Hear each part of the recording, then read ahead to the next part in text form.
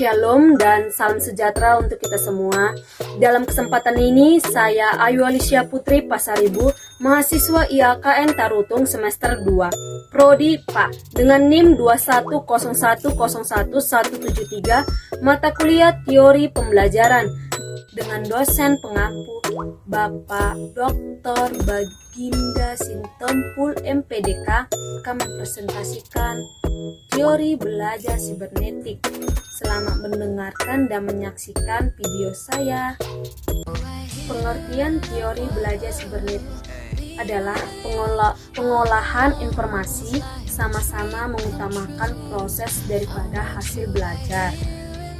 Proses belajar memang penting dalam teori sibernetik.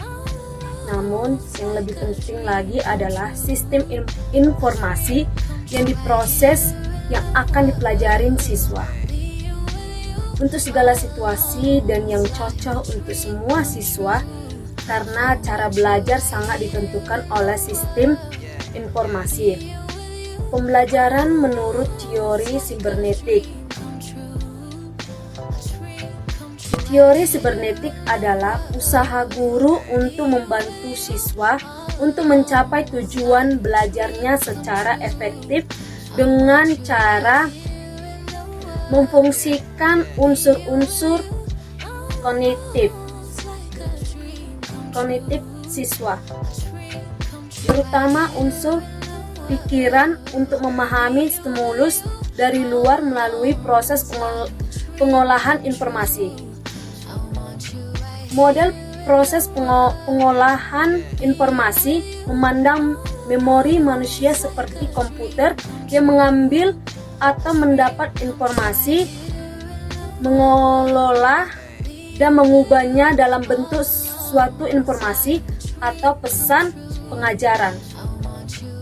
Diterima, disandi, disimpan, dan dimunculkan kembali dari ingatan serta dimanfaatkan jika suatu saat diperlukan, maka dikembangkannya. Sejumlah teori dan model pemrosesan informasi oleh beberapa ahli.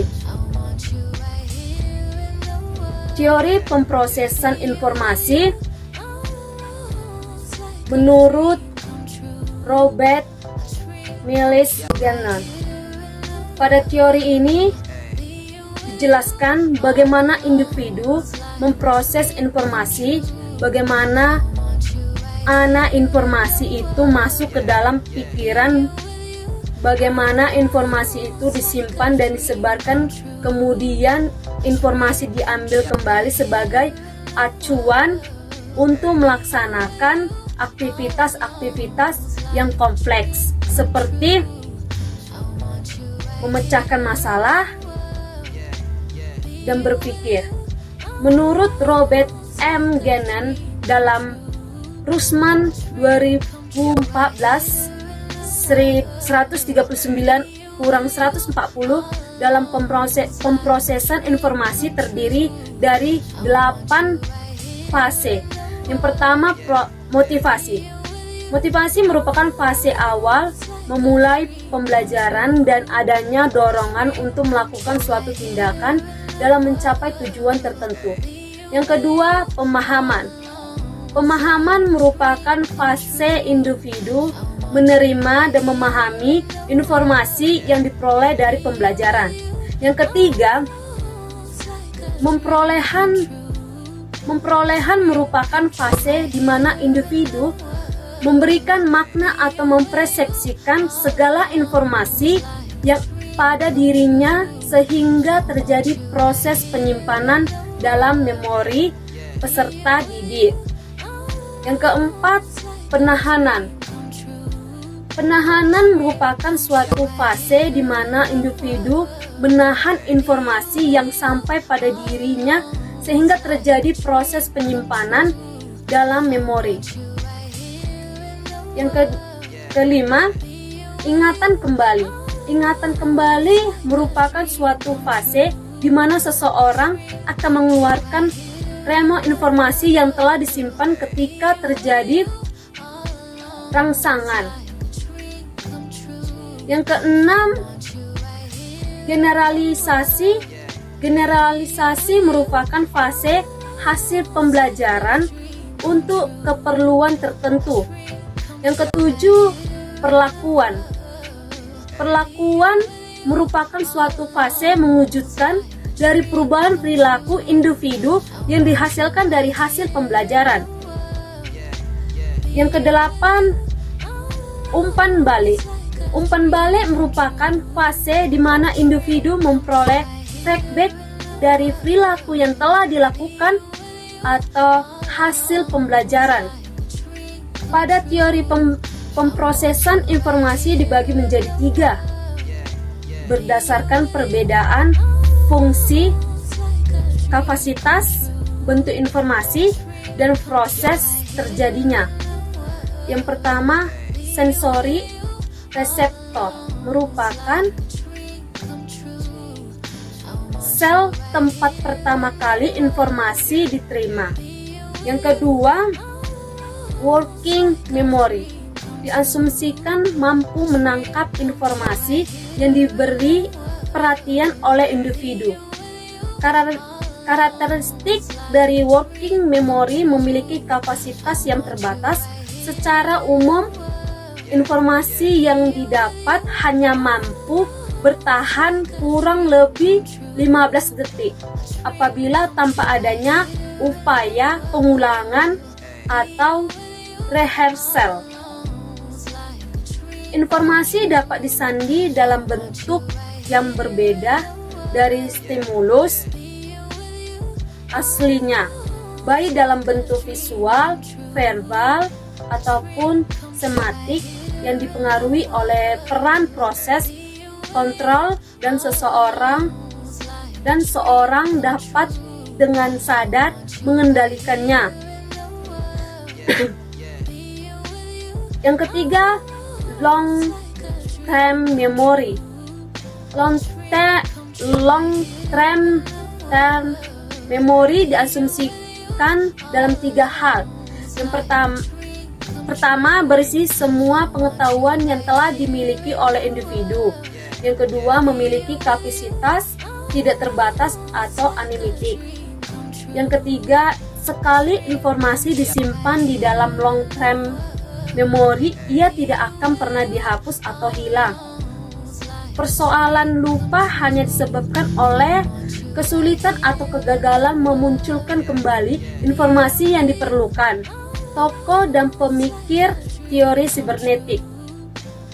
Yang pertama, Landa. Menurut Landa, ada 2 macam proses berpikir, yaitu berpikir algoritmik, merupakan proses berpikir sistematik tanpa demi tahan linear, konvergen, lurus menuju ke satu target tujuan tertentu. Contohnya menelepon,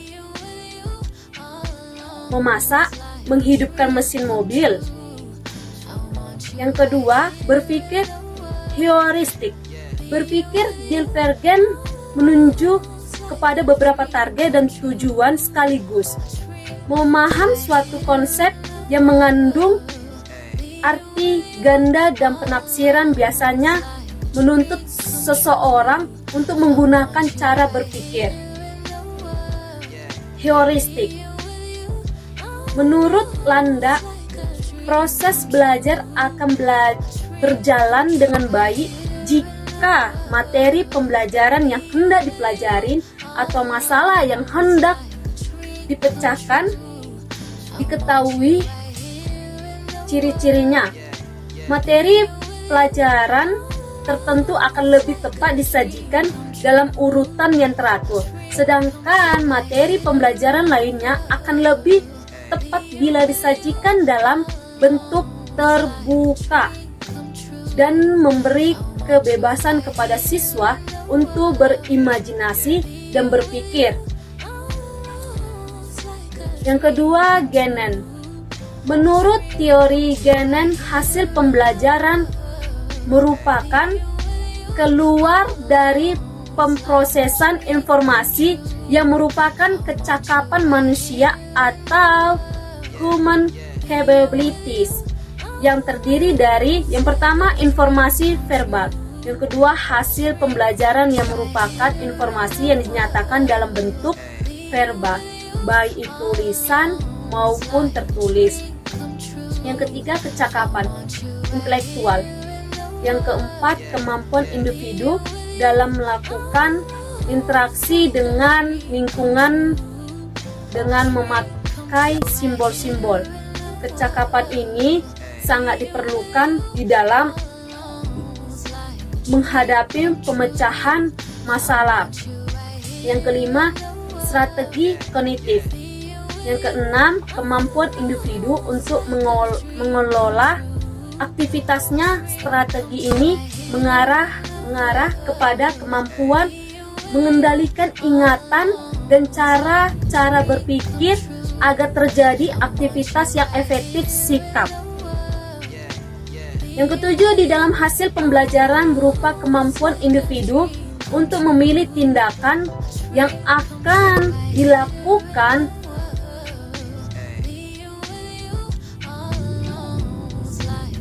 kecakapan motorik.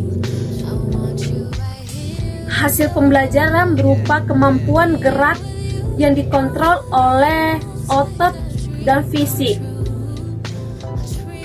Selanjutnya, menurut Parks dan Scott, ada dua macam cara berpikir, yaitu cara berpikir serialis dan holistik atau menyeluruh. Pendekatan serialis yang dikemukannya memiliki kesamaan dengan pendekatan algoritmik. Siswa tipe serialis mereka akan cenderung berpikir secara algoritmik, yaitu berpikir menggunakan cara satu tahap demi satu tahap atau linear. Terus siswa tipe holistik atau menyeluruh, siswa yang memiliki cara berpikir menyeluruh, mereka cenderung memiliki pola berpikir melompat ke depan, yaitu langsung ke gambaran lengkap sistem informasi atau mempelajari suatu dari hal yang paling umum menuju ke hal yang lebih khusus.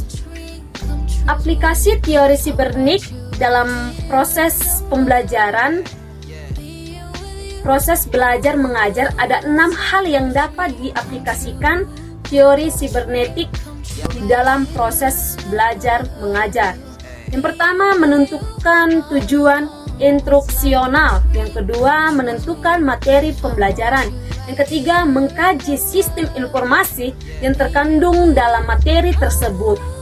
Yang keempat, menentukan pendekatan belajar yang sesuai dengan sistem informasi itu, atau algoritmik atau heuristik. Yang kelima, penyusunan materi dalam urutan yang sesuai dengan sistem informasi. Yang keenam, menyajikan materi dan membimbing siswa untuk belajar dengan pola yang sesuai dengan urutan pembelajaran. Langkah-langkah pengajaran yang perlu diperhatikan dalam penerapan teori sibernetik. Yang pertama, melakukan tindakan untuk menarik perhatian peserta didik. Yang kedua, memberikan informasi kepada peserta didik mengenai tujuan pengajaran dan topik yang akan dibahas. Yang ketiga, merangsang peserta didik untuk memulai aktivitas pembelajaran. Yang keempat, menyajikan informasi pembelajaran yang dibahas sesuai dengan topik yang ditetapkan. Yang kelima, memberikan bimbingan bagi peserta didik di dalam melakukan aktivitas belajar mengajar. Yang keenam, memberikan penguatan pada perilaku pembelajaran peserta didik. Yang ketujuh, memberikan umpan balik terhadap berperilaku yang ditunjukkan peserta didik.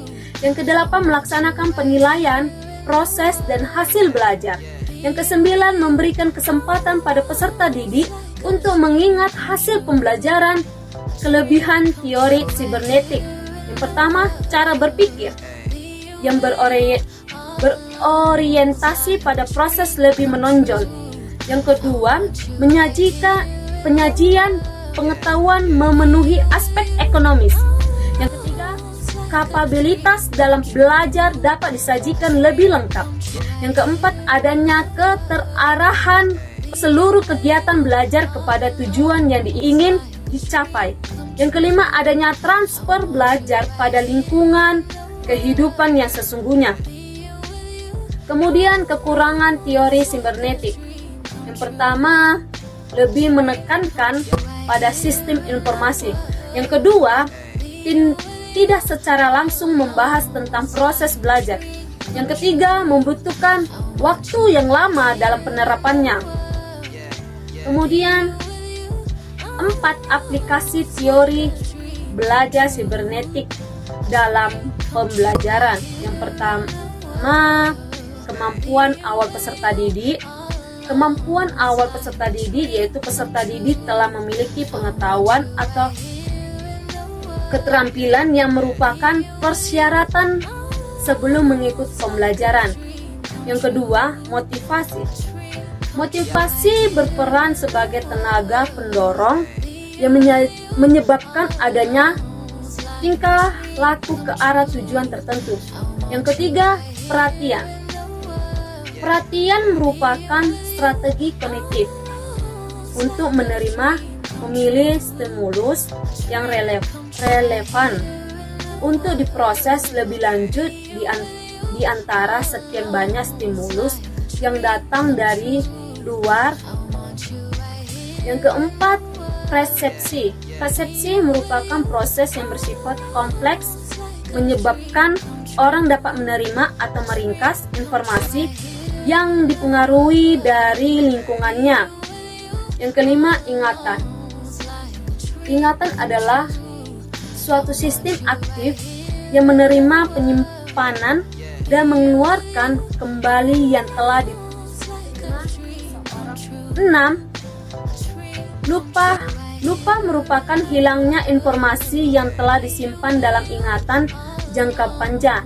Yang ketujuh, retensi. Retensi adalah apa yang tertinggal dan dapat diingat kembali setelah seseorang mempelajari sesuatu. Jadi, kembalikan lupa. Yang kedelapan, transfer. Transfer merupakan suatu proses yang telah pernah dipelajari, dapat mempengaruhi proses dalam pembelajaran materi yang baru, di mana kondisi belajar, tujuan belajar, pemberian umpan balik. Terima kasih telah menonton video pembelajaran ini. Semoga bermanfaat.